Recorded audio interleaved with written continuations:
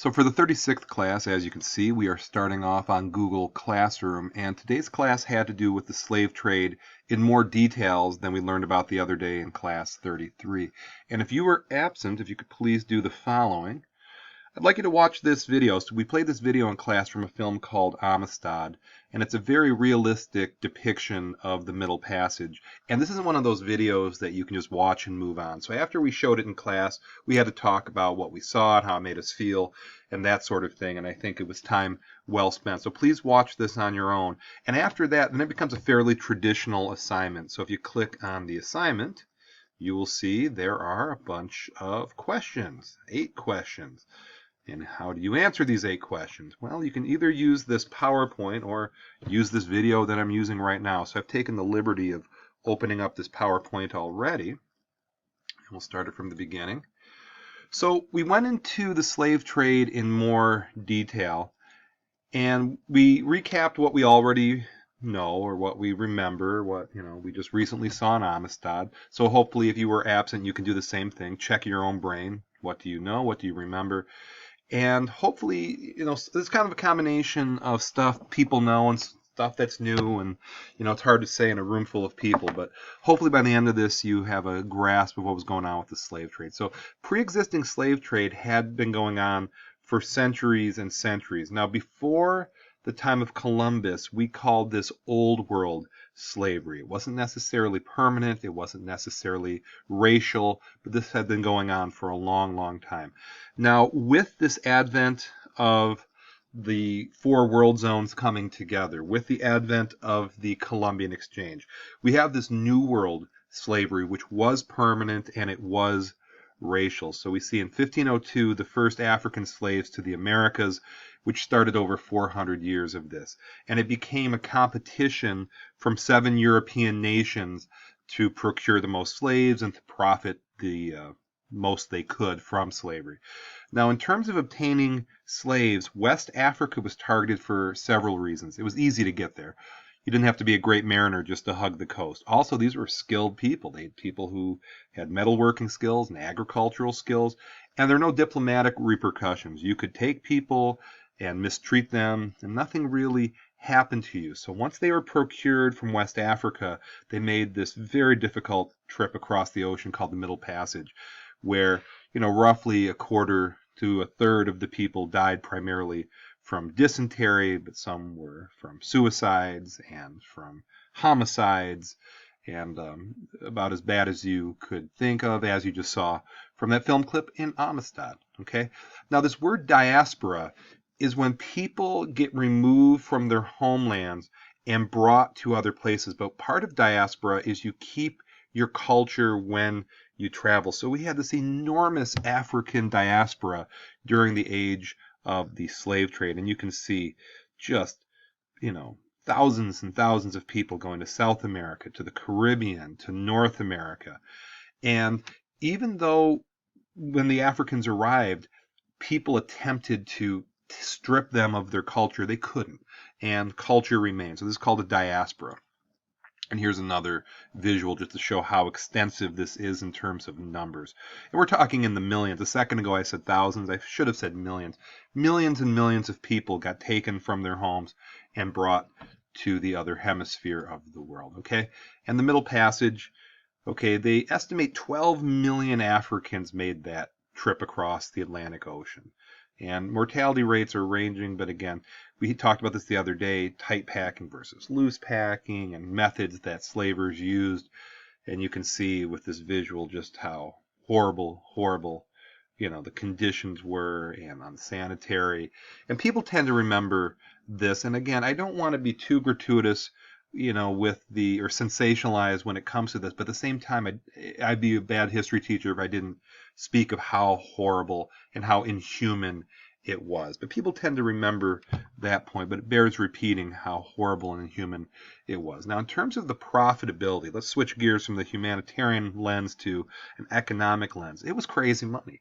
And again, these European nations were embracing capitalism, make as much money as possible, and this triangular trade route was hugely profitable.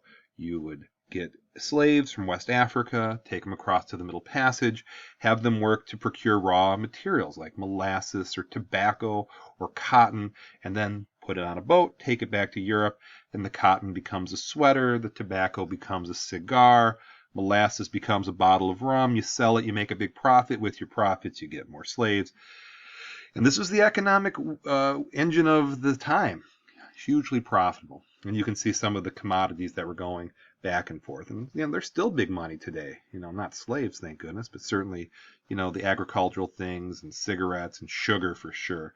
Okay, so plantations. Now, these plantations popped up to keep slaves, working to get the raw materials.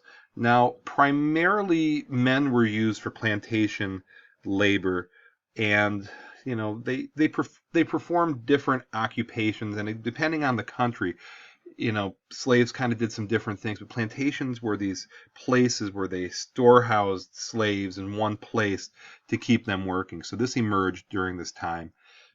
And some slave societies did emerge, and some terminology that's unfamiliar to us now in modern times.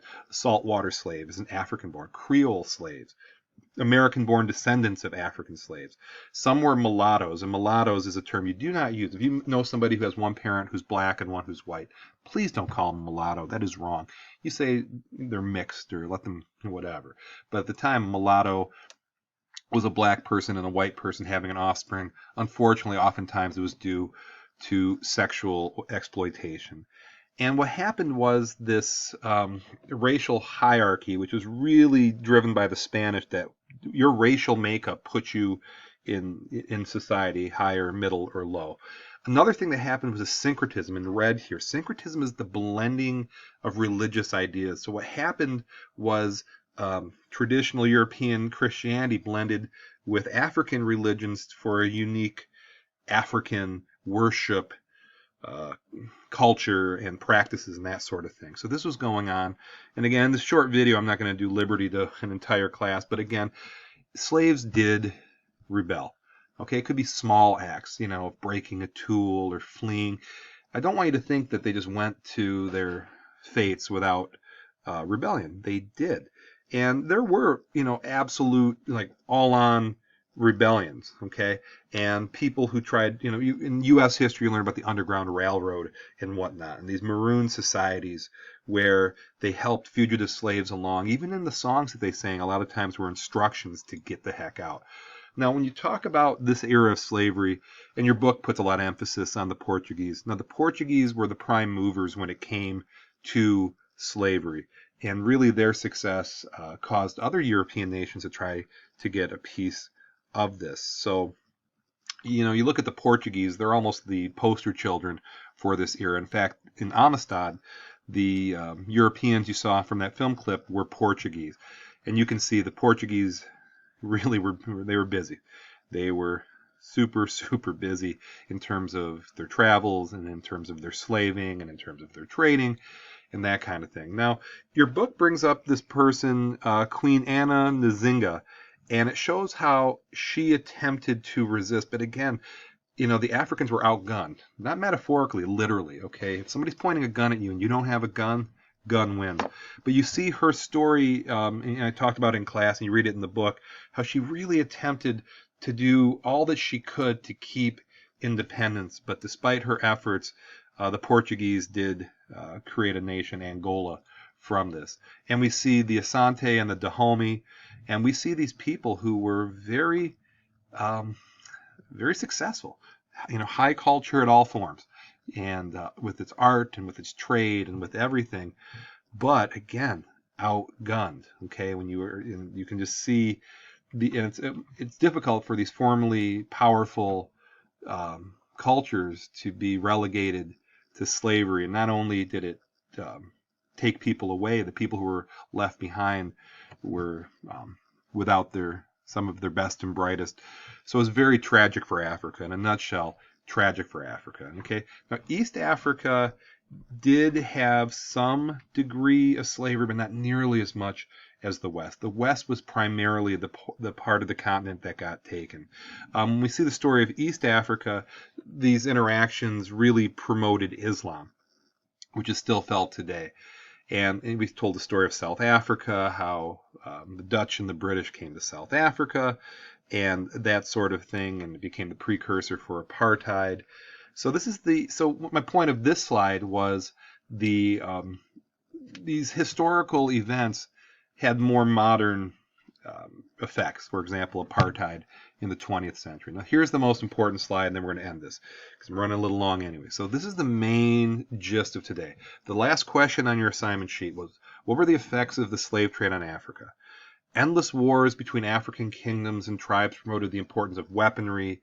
The sale of captive Africans was a way to get guns.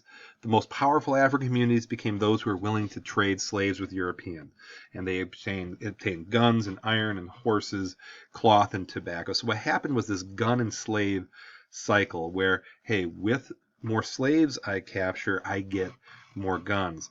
And it was symbiotic to the people who were profiting from this, but obviously people on the short end of the stick were the people who were enslaved to the tune of millions and millions. And how it affected social structures was it broke up families, it broke up cultures, it broke up the way people did, the way people lived and spoke and worshiped was all disrupted by this institution. So again, if you didn't get that from the video, please contact me or a classmate, and what I just mentioned is in more detail in your book. So I appreciate you watching.